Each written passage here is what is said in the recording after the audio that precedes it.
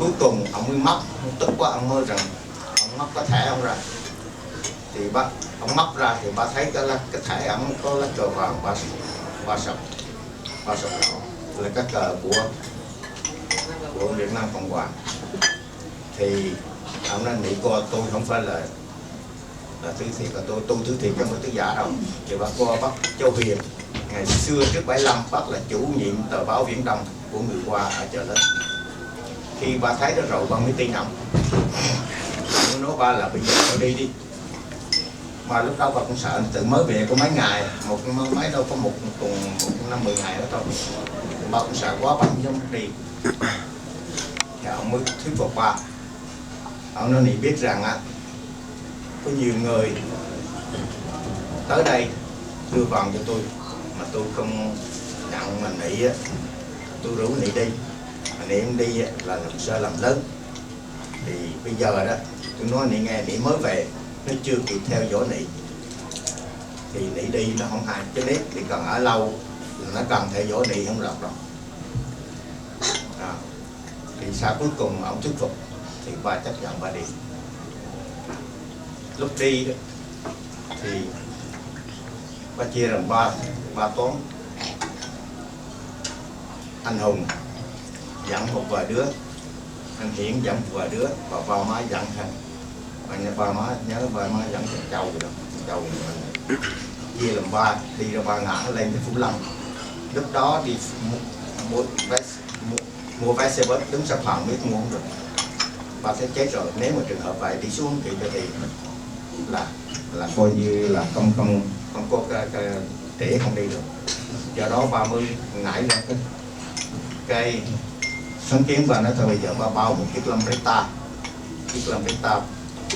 để đi. Thì ba tới ba gặp cái thằng Lambretta, ba nói rằng ba mới tập kết ở ngoài Bắc về, bây giờ ba đem gia đình xuống thăm bà già ở dưới Bắc Mỹ Thuận, dưới Vĩnh Long á. Thế là ba bao cái chiếc Lambretta trả tới Bắc Mỹ Thuận và qua, rồi gia đình mình tập trung ở Vĩnh Long. Như nãy các con đã anh Hùng anh Hiển đã nói, tập trung ở Vĩnh Long là xuống tàu, để xuống ghe taxi. Khi xuống ghe taxi đó thì có thằng công an đi ngang qua, mà dường như có một cái phép màu nhiệm nào che mắt nó không hề hỏi gì hết. Chứ nếu lúc đó mà nó hỏi đó thì chắc là hồn vía của ba lên mây.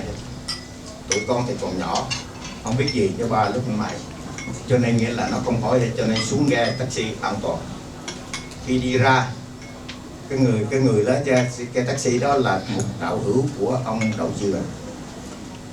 Ông chạy bên sông này, cái sông lớn ra tới sông Vĩnh Long nước lớn, ông đường đi bên sông này, ông chạy chỗ mũi ghe, ông chạy vô trong cái đầu của công an của Việt Cộng, công an thủy đấy, công an đường sông đó. Lúc đó con thằng công an nó đang múc nước, nó giặt đồi đó. Lúc đó hầu viết của ba trên mày rồi, ba mới nói nhỏ với má, và nên nếu mà đây là chắc chúng gặp tụi này rồi, thôi thì nếu mà nó đưa vào trong đầu công an thì anh nhảy xuống sông anh tự tử, chứ anh không để nó bắt lần thứ hai. Ở răng lại tìm răng lại là tôi con nhưng mà rất may khi nó chạy gần tới cái đồng công an á, thì nó quẹo nó ra rồi nó trở lên. Thì ba rất ngạc nhiên, cái cặp nó đi một quãng xa rồi, con mới hỏi nhỏ nó thôi nãy anh đi cho anh làm tôi đứng tim, thì nó mới giải thích rằng hồi nãy mà tôi không đi qua bên này nó sẽ gọi, nó thấu còi nó gọi tôi đi như vậy đó, cho nên nó không có nghi ngờ gì hết. Thế là xong. Trước khi lên ghe lớn, tất cả tiền bạc của má đem theo, tiền Việt Cộng á đưa hết cho ông. Các con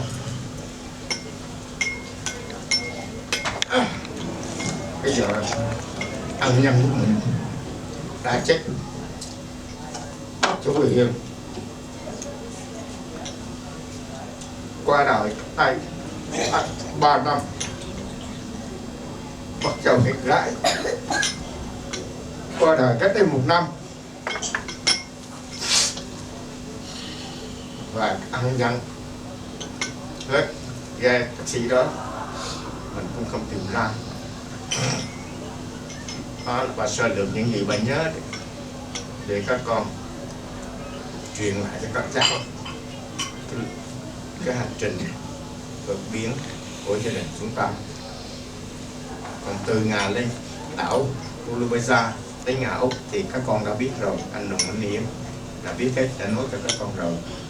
Nên hôm nay không có gì chung ấy, cho nên bà nhớ gì bà nói để nói cho các con, đứa nào ấy dịch được tiếng Anh để cho sau này những cháu đứa trẻ biết về cái quá trình vượt biển của gia đình chúng ta. Cảm ơn chị Tú. Các con.